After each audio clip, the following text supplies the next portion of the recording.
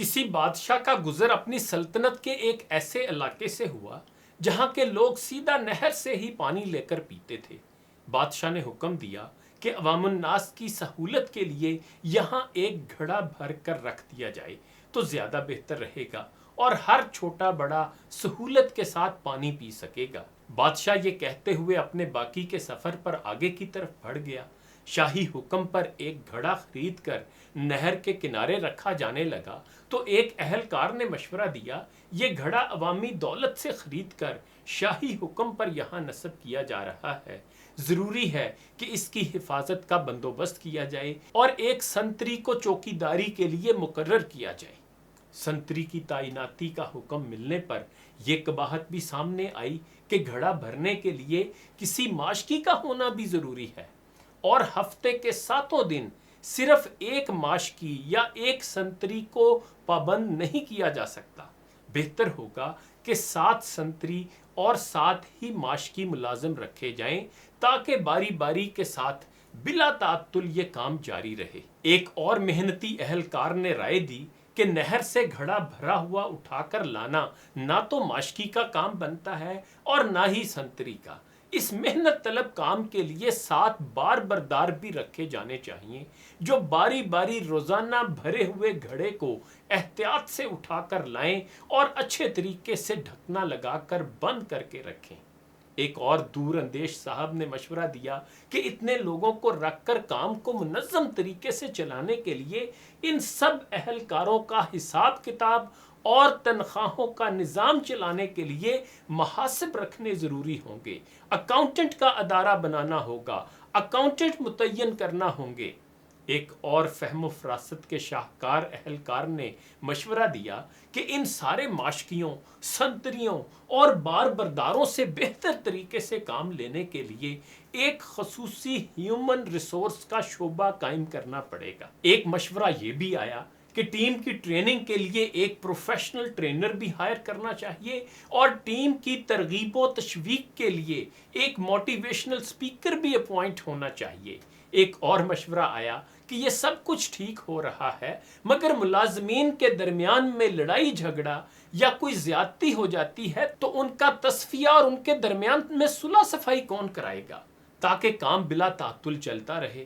اس لیے خلاف ورزی کرنے والوں اور اختلاف کرنے والوں کی تفتیش کے لیے ایک قانونی امور کا محکمہ قائم کیا جانا چاہیے۔ ان سارے محکموں کے قائم ہونے کے بعد یہ بھی ضروری سمجھا گیا کہ اس سارے انتظام پر کوئی ہیڈ بھی مقرر ہونا چاہیے۔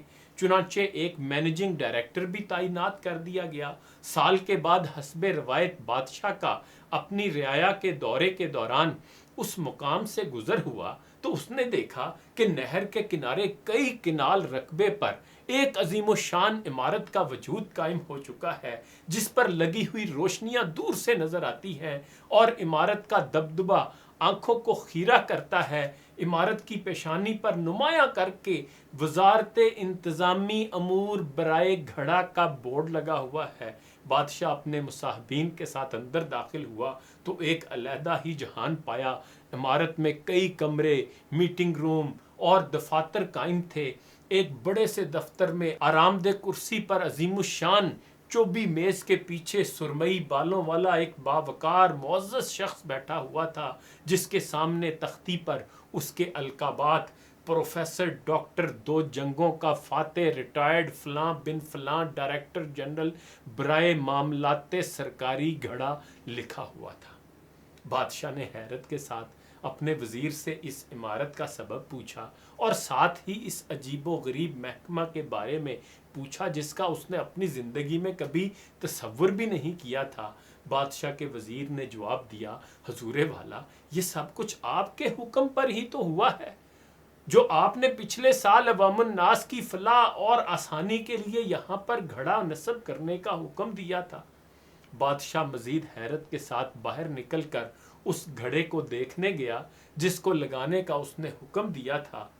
بادشاہ نے دیکھا کہ گھڑا نہ صرف خالی اور ٹوٹا ہوا ہے بلکہ اس کے اندر ایک مرا ہوا پرندہ بھی پڑا ہوا ہے۔ گھڑے کے اطراف میں بے شمار لوگ آرام کرتے اور سوئے ہوئے پڑے ہیں، اور سامنے ایک بڑا بورڈ لگا ہوا ہے جس پر لکھا ہے گھڑے کی مرمت اور بحالی کے لیے اپنے عطیات جمع کرائیں، من جانب وزارت انتظامی امور برائے گڑھا۔ پیارے پاکستانیوں، یہی میرے وطن پاکستان کی کہانی ہے۔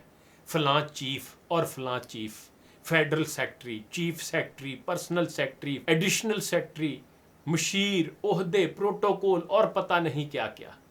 یہاں ایک نہیں، پتہ نہیں کتنے محکمے اور نظام ہیں جو صرف عوام کی جیبوں سے ٹیکس کی صورت میں پیسے جانے سے چلتے ہیں، اور کام صفر۔ سرکاری افسروں کی موجیں، 5 سٹار زندگیاں، تنخواہیں، مراعات، اور بعد از ریٹائرمنٹ بھی پینشن، پلاٹ اور پتہ نہیں کیا کیا۔ انا للہ و انا الیہ راجعون۔ منیر نیازی نے ٹھیک کہا تھا، منیر اس ملک پر آسیب کا سایہ ہے یا کیا ہے کہ حرکت تیز تر ہے اور سفر آہستہ آہستہ۔